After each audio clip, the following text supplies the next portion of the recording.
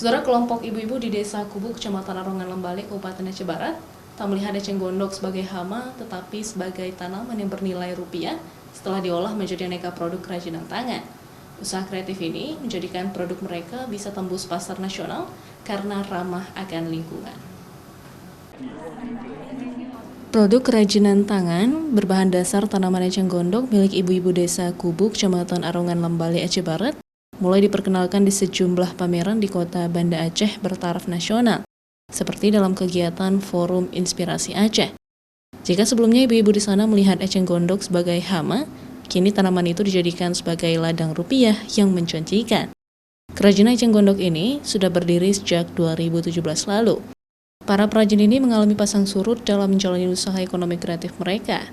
Namun, berkat bantuan program perantaan pasar dari program Kompak, mereka mampu menjual produk skala nasional. Untuk diketahui, Kompak adalah program kemitraan Australia dan Indonesia dalam melakukan pemberdayaan ekonomi masyarakat sebagai upaya pengentasan kemiskinan. Nah, di Aceh Barat itu ada sebuah kegiatan untuk memfasilitasi kolaborasi antara kelompok pengrajin, pemerintah daerah, dan juga swasta. Jadi, apa yang dihasilkan ibu-ibu pengrajin ini lebih cocok dengan apa yang dibutuhkan oleh pasar, dan tidak hanya pasar di Indonesia, tapi bahkan di pasar di luar negeri juga gitu. Adapun eceng gondok yang diproduksi dari tangan kreatif warga Kubu diantaranya kotak tisu, tas lempang, hiasan dinding, serta perabotan rumah tangga lainnya. Usaha perajin ini membuahkan hasil ketika banyak pesanan dari media sosial ataupun datang langsung ke tempat produksi. Sedikitnya dalam sebulan mereka mampu meraup untung hingga puluhan juta rupiah. Tas dan tempat tisu adalah produk yang sangat banyak diminati oleh konsumen, sehingga inilah yang dipromosikan di sini.